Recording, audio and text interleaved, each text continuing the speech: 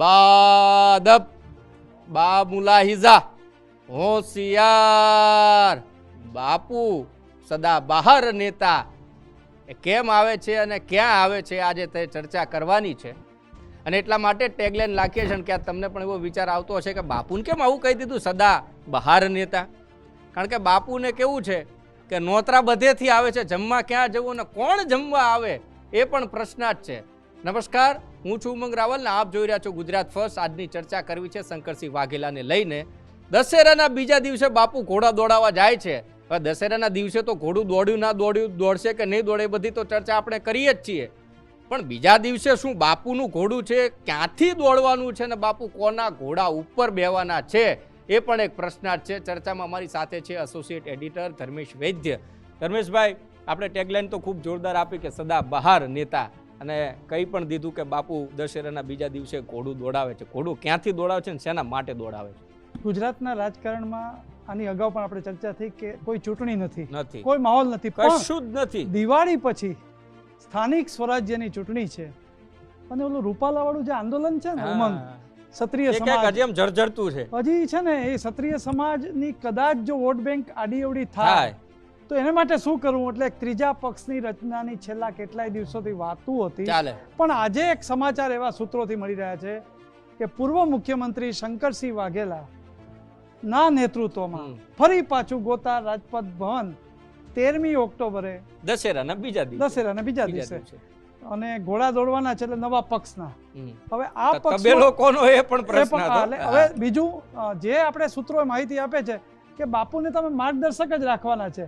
એટલે આપણું આ મને યાદ આવે છે કે સદા બહાર પછી અત્યાર સુધીમાં બાપુ ભાજપમાં તો રહ્યા, કોંગ્રેસમાં રહ્યા, એનસીપીમાં રહ્યા, રાજપા પાર્ટી બનાવી અને 1995માં તો હજુરિયા ખજુરિયા, આજે આપણી 156 બેઠક આવી ને ભાજપની, તો એ સમયે ઉમંગ 121 બેઠક આવી હતી. કેશુભાઈ પટેલ મુખ્યમંત્રી બન્યા હતા ખજુરાહો. હા, અને પછી બાપુ નારાજ થયા. બાપુ નારાજ થાય એટલે કાં પાર્ટી બદલે, પછી નવા પક્ષની રચના બદલે, નવા પક્ષની રચના કરે. પણ બાપુ કેટલા પક્ષની રચના કરશે? વિચાર તો કરો કે 1995માં હજુરિયા ખજુરિયા બહુ સર્વવિદિત વાત છે કે 47 ધારાસભ્યોને લઈને એ ખજુરાહો ગયા હતા. અને એ વખતે નક્કી થયું કે સુરેશ મહેતા મુખ્યમંત્રી બને. અને સુરેશ મહેતા મુખ્યમંત્રી બન્યા ને પાછા બાપુ નારાજ થયા. હું કેમ નહીં? એટલે આ બધા જ પ્રયત્નોમાં તમે જો તો 2022ની ચૂંટણીમાં કોંગ્રેસને થોડુંક ગાદીથી દૂર રાખવામાં કઈ કિંગ મેકરની ભૂમિકા બાપુએ ભજવી હોય એ બહુ સર્વવિદિત વાત છે.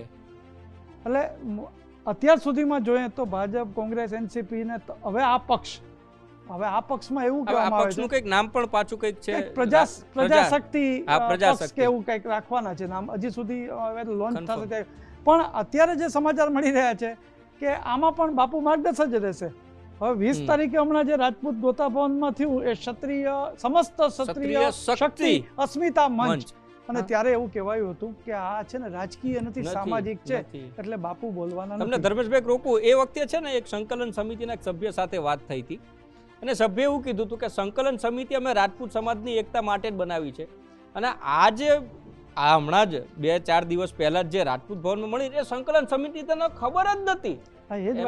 એમને તો વિશ્વાસમાં લીધા વગર જ આખું આ શક્તિ એકતા મંચ છે ઊભું કરી દે, એમાં બાપુ આવ્યા.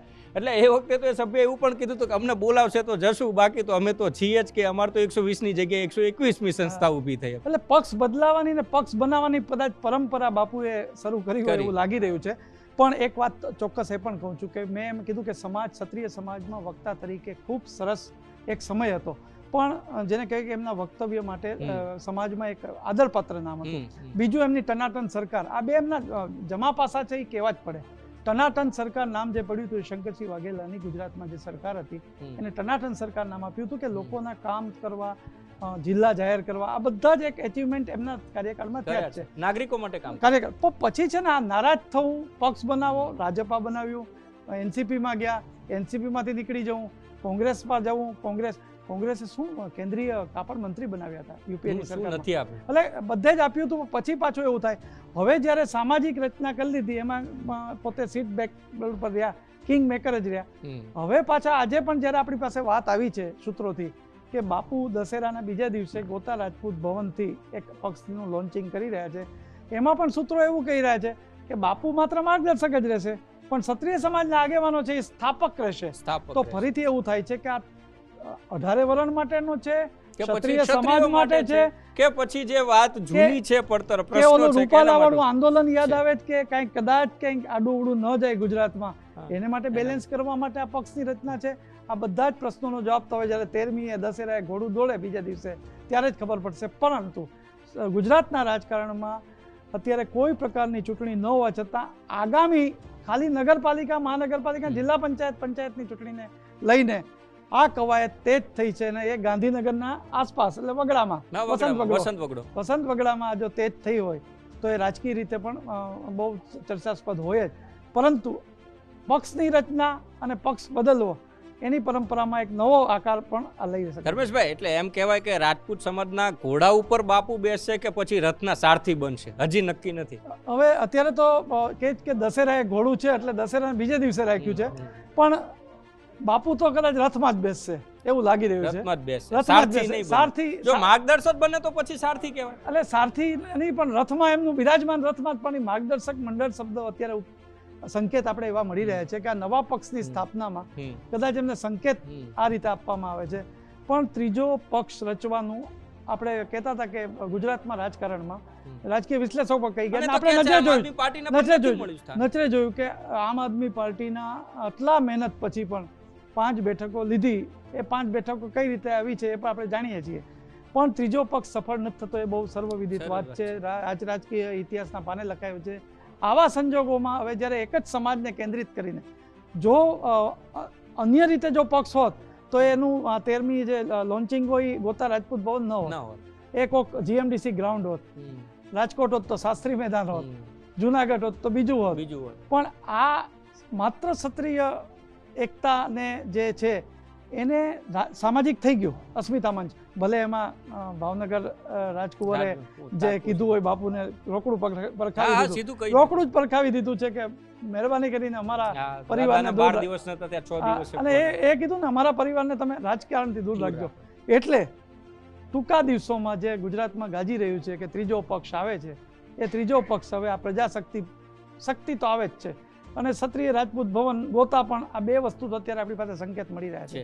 એનો મતલબ એવો છે કે ક્ષત્રિય સમાજની એકતા, ખાસ કરીને પુરુષોત્તમ રૂપાલા નિવેદન પછી જે અસ્મિતા સંમેલનો જે સફળ ગયા છે અને જે એકતા થઈ છે, અને હું ત્યારે પણ બોલ્યો તો આજે પણ કહું છું કે ક્ષત્રિય સમાજના અગ્રણીઓ ત્યારે કહેતા હતા કે રૂપાલા તમારું ભલું હોજો, તમારા નિવેદનને કારણે સમાજ એક થયો છે. આ સમાજ એક થયો છે એ ક્યાંય બીજ્યા ન થાય ડાયવર્ટ, એની તૈયારી અત્યારે રાજકીય વિશ્લેષકો તો કરી રહ્યા છે, અને એના વિશ્લેષકો કરી રહ્યા છે. એને કારણે જ આવા પક્ષની સ્થાપના થતી એવું લાગે છે. ચોક્કસથી બધી વાત સાચી, પણ આ જે થયું એમાં તો ફાટા એટલા બધા પડી ગયા છે ને કે હવે કોણ કોને માર્ગદર્શન બતાવે અલગ છે. કારણ કે જે રીતે પીટી જાડેજાનું નિવેદન હોય, પદ્મિની બાનો બખેડો હોય, ત્યારબાદ સંકલન સમિતિ 22મી ડિસેમ્બરે અમદાવાદમાં સંમેલન બબલ થઈ, બરાબર છે, કરણી સેના પાછા પદ્મિની બા એવું પણ કહે છે કે જો પીટી જાડેજા સંમેલન મોટું કરશે તો એમની સાથે પણ હોય 1 લાખ લોકોના ટાર્ગેટ સાથે યુવાનોનું સંમેલન કરવાનું. સમાજને બાપુ એટલે આ બાપુનું માનવું, બાપુ એટલે પીટી જાડેજાનું માનવું, બાપુ એટલે સંકલન સમિતિમાં બેઠેલા બાપુનું માનવું, કે પછી પદ્મિની બાનું માનવું, કે પછી જે તૃપ્તિબા રાવલ છે એમનું માનવું, રમજુભાનું માનવું, કયા બાપુનું માનવું? એટલે વસ્તુ એ જ છે કે જ્યારે 20મી સપ્ટેમ્બરે જ્યારે હમણાં તાજેતરમાં ગોતા રાજકોટમાં જ્યારે આ શક્તિ મંચ બન્યો, અસ્મિતા મંચ, ત્યારે આપણે એમ લાગતું હતું કે સામાજિક છે ને આખું અમદાવાદ આપણે આજે ભરચક જોવા મળશે, અને તમામ જગ્યાએથી ક્ષત્રિય સમાજના લોકો હશે, અને વક્તાઓમાં શંકરસિંહ વાઘેલાનું વક્તવ્ય એકદમ ચોટદાર હશે, પણ તેઓ ત્યાં તે દિવસે બોલ્યા જ નહીં. અને જે બોલ્યા એના પછીના જે રિએક્શન આવ્યા છે, જે લોકો બોલ્યા એના પછી કે ભાઈ અમુક લોકોને ખબર નથી, સંકલન સમિતિ કે અમને જાણ નથી, અને ત્યાંથી ફાટા પડ્યા. એ દરમિયાન આ પદ્મિની જે વાળા છે એમણે કીધું કે 22મી ડિસેમ્બરે અમદાવાદમાં બહુ વિશાળ સંમેલન મળશે. આવા સંજોગોમાં ફરી શક્તિ પક્ષ રચવા હોય, પ્રજાહિત કે પ્રજામત કે પ્રજા શક્તિ મંચની એક સ્થાપના કરવા જઈ રહ્યા છે, ત્યારે બાપુની પરંપરામાં તો વધારો થશે, પણ ક્ષત્રિય સમાજ હવે સમજી જશે કે અમને ક્યાંક આમ ફૂટબોલની જેમ બધે જ ઠેકાણે અમારી એકતા સાચી એકતા છે, એમાં ના નથી, અને સમાજ એક જ હોવો જોઈએ ને, એ બહુ આદરપૂર્વકની વાત છે, અને સમાજની માંગણી પણ એમની જગ્યાએ ક્યાંક સાચી પણ હતી. પણ સમાજની એકતાનો જો ફૂટબોલ તરીકે ક્યાંય ઉપયોગ કરવાનો હોય કે રાજકીય રીતે जनता ઉપયોગ सब કરવાનો, जानती है। તો હવે એ સબ જાણતી એટલે એ સમાજના લોકો પણ જાણતા હશે એટલે જ એના નિવેદન છે. હવે જોવાનું એ રહે છે કે દશેરાને બીજે દિવસે રાખ્યું છે ત્યારે ઘોડું કેવું દોડે છે રાજકીય રીતે એ જોવાનું રહે. બીજું બાપુ માર્ગદર્શક રહે છે, સ્થાપક રચયિતા રહે છે પક્ષના, કારણ કે બધા જ ઠેકાણે એવું કહેવામાં અત્યારે આપણે એવું છે કે બાપુને અમે માર્ગદર્શક જ રાખવાના છીએ. અમે ભાજપમાં જે જૂના હોય ફ્રન્ટ ફૂટ ઉપર નથી હા, આવતા અને માનતા. ભાજપમાં જૂના હોય ને માર્ગદર્શક મંડળનો એક આખો નિયમ છે એ સર્વવિદિત છે છે. એ વાત. પરંતુ બાપુને ત્રીજો મોરચો જ્યારે બનતો હોય ત્યારે માત્ર માર્ગદર્શક તરીકે રહે તો કંઈક આખું રાજકારણ બહુ જુદું હોય. અને તાજેતરમાં બાપુની જે મુલાકાત તમે કેન્દ્રીય ગૃહમંત્રી અમિતભાઈ શાહ અમિતભાઈ શાહ સાથે, સાથે થઈ. અખિલેશ યાદવ સાથે સાથે, થઈ. એમના પરિવારજનો સાથે ભલે મુલાકાતો થઈ છે, એ મુલાકાતના ઉપયોગમાં ગુજરાતમાં ત્રીજા પક્ષની રચના થાય અને શક્તિ સમાજ એટલે ક્ષત્રિય સમાજ કેન્દ્રિત હોય અને ગોતા રાજપૂત ભવનમાં જ લોન્ચિંગ હોય તો આ એક અટકળો ઘણી વહેતી થાય કંઈક છે, મોટું રંધાઈ કંઈક રહ્યું મોટું રંધાઈ રહ્યું છે. મોટું એટલે કંઈક મોટું રંધાર્યું છે. અને એમ કહેવાય કે હવે દશેરાના બીજા દિવસે ઘોડું દોડાવવાનું છે. દશેરાના દિવસે જ ઘોડું ના દોડે એવું તો આપણે સાંભળે એટલે જ કદાચ બાપુએ બીજો દિવસ પસંદ કર્યો કે ભાઈ દશેરાના દાડે કહે છે બધા કે ઘોડું નહીં દોડે તો દશેરાનો બીજો દિવસ પસંદ કરીએ. જોઈએ હવે કોના તબેલેમાંથી ઘોડા છૂટે છે, બાપુ કોની અંબાડી ઉપર બેસે ને સારથી બને છે કે પછી રથમાં સવાર થાય છે કે સમાજને માર્ગદર્શન આપે છે. કારણ કે જે તે વખતે ઇન્ટરવ્યૂ કર્યું હતું ત્યારે બાપુએ એ પણ વાત કહી હતી કે સમાજને જ્યારે પણ માર્ગદર્શનની જરૂર પડશે તો એક અગ્રણી તરીકે સમાજ મારો વચ્ચે છે. રોકવા માંગીશ, સમાજને જરૂર પણ છે કારણ કે જે કેબિનેટમાં કે રાજકીય રીતે જે સ્થાન હતું હમ. એ છેલ્લા 2-3 વર્ષમાં ઘણું ઘટી ગયું છે. ગોતી છે. અને એ ઘટી ગયું છે એની તમે રજૂઆત એમણે જોઈ છે. બાકી અન્ય જે માગણીઓ છે એ તો બહુ જૂની છે. પણ તમે જો રાજકીય રીતે જે મહત્વના દિગ્ગજો કહી શકાતા એ એક હાંસિયામાં ધકેલાઈ ગયા છે. હવે નવા ઉમેરા થતા નથી અને જૂના હાંસિયામાં થાય તો સમાજનું અસ્તિત્વ થોડું ઘટતું હોય એવું લાગતું હતું.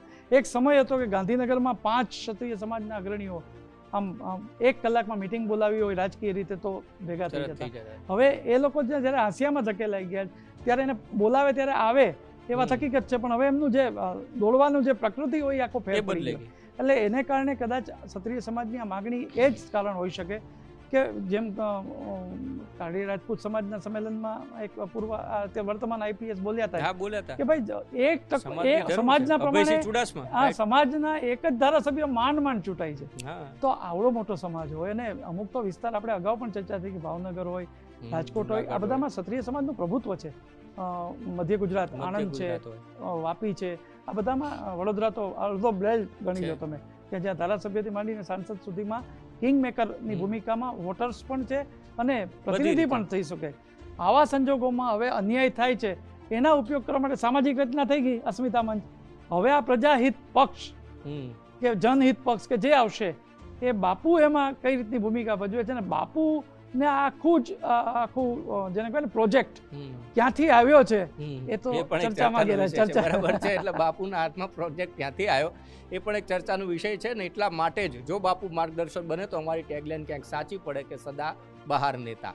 કારણ કે જો પક્ષની રચના કરે તો એમના થકી એ પદમાં હોવા જોઈએ તો જ બાપુ છે સદા બહાર. અમારો જે ઇન્વર્ટેડ કોમામાં બહાર શબ્દ છે અમે એમ કહી દઈએ, ઇન્વર્ટેડ કોમા કાઢી નાખીશું ને સદા બહાર નેતા બાપુને કહી દઈએ. પરંતુ અત્યારની પરિસ્થિતિ પ્રમાણે બાપુ કોના ઘોડા ઉપર બેસી અને દશેરાના બીજા દિવસે ઘોડું દોડાવવા માંગે છે તો સમય બતાવશે. નમસ્કાર. આવી જ ચર્ચાઓ માટે જોતા રહો ગુજરાત ફર્સ્ટ ન્યૂઝ ચેનલ અને સાથે જ અમારા તમામ સોશિયલ એકાઉન્ટને સબસ્ક્રાઇબ કરો, ફોલો અને લાઇક કરો.